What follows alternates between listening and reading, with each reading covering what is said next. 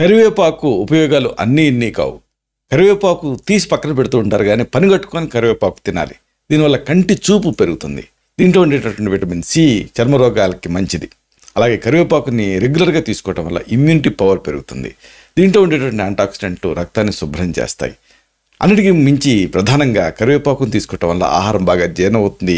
ఇంకా ముఖ్యంగా ఇది కొలెస్ట్రాల్, డయాబెటీస్ ఇలాంటి వాటిని కంట్రోల్ చేస్తుంది. అనేక ఉపయోగాలు. దీంట్లో ఉండే విటమిన్లు, ప్రోటీన్లు ఆరోగ్యానికి మంచి చేస్తాయి. రక్తలేమి సమస్యని కరివేపాకు చక్కదిద్దుతుంది. ఇందులో ఉండేటువంటి ఐరన్ అనేది ఆరోగ్యానికి మంచిది. కంటి ఆరోగ్యాన్ని మెరుగుపరిచే వైటమిన్ ఏ కూడా దీంట్లో ఉంటుంది. అన్నిటికీ మించి డయాబెటీస్ వ్యాధిగ్రస్తులలో చక్కెర స్థాయిని ఇది కంట్రోల్ చేస్తుంది. కరివేపాకు అన్ని ఆహార పదార్థాల కంటే విలువైంది. కరివేపాకులో ఉండే పోషకాల కోసమైనా సరే దీన్ని వంటల్లో వాడుకోవటం అనేది అవసరం. కరివేపాకులో ఏదో జస్ట్ అసమగంధాల కోసం కాదు, శరీరానికి ఎంతో అవసరమైన అనేక తత్వాలు ఉన్నాయి. కాల్షియం ఉంది, ఫాస్ఫరస్ ఉంది, ఐరన్ ఉంది, యాంటాక్సిడెంట్లకి లెక్కే లేదు. బి విటమిన్, కెరోటిన్ ఇవన్నీ పుష్కలంగా ఉన్నాయి.